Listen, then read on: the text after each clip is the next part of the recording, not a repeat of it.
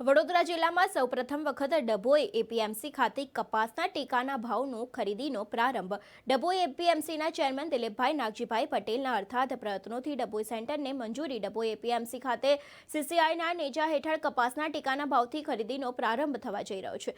હાલમાં ઠંડીની મોસમ ચાલુ છે ત્યારે ખેડૂતોએ પોતાના કપાસ સાથે બહાર ન બેસવું પડે એ માટે ડભોઈ એપીએમસી દ્વારા પોતાનું સેન્ટર આપી સોમવારથી ટેકાના ભાવના કપાસની ખરીદીનો પ્રારંભ કરવામાં આવશે.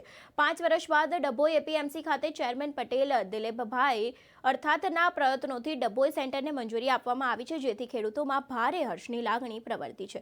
ત્યારે સમગ્ર ગુજરાતભરમાં સીસીઆઈના નેજા હેઠળ કપાસના ટેકાના ભાવથી સરકાર દ્વારા ખરીદીની શરૂઆત કરવામાં આવી રહી છે.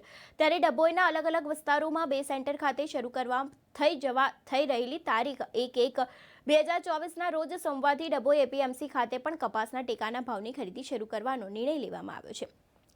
સમગ્ર દેશમાં કોટનના ભાવ ટેકાના ભાવ કરતો નીચા હોય, ભારત સરકાર દ્વારા ટેકાના ભાવે ખરીદી કરવાનો નિર્ણય કરવામાં આવ્યો છે.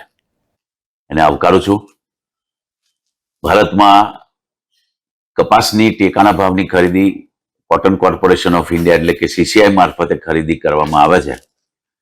અને મારા વડોદરા જિલ્લામાં સોમવારને 1 તારીખથી સૌપ્રથમ ડભોઈ તાલુકાની અંદર સીસીઆઈ મારફતે ખરીદી કરવામાં આવશે.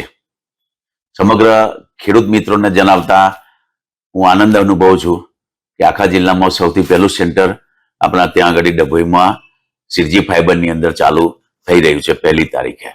અને આવનારા 2-4 દિવસની અંદર જ બીજું સેન્ટર મંડાળા ખાતે મા શક્તિ ઇન્ડસ્ટ્રીની અંદર પણ શરૂ થશે. સૌ ખેડૂત મિત્રોને ઓછા ભાવે માલ નહીં વેચતા આ જગ્યા પર લાવીને સરકારના ટેકાના ભાવે માલ વેચવા સૌ ખેડૂત મિત્રોને વિનંતી કરું છું.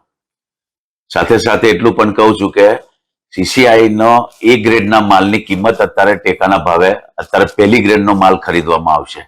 એટલે ખરાબ માલ સીસીઆઈ મારફતે ખરીદવામાં નહીં આવે, એટલે એટલી તમારે ખાસ કાળજી રાખવી. બધાને હું આવકારું છું અને સરકારશ્રીનો પણ હું આભાર માનું છું.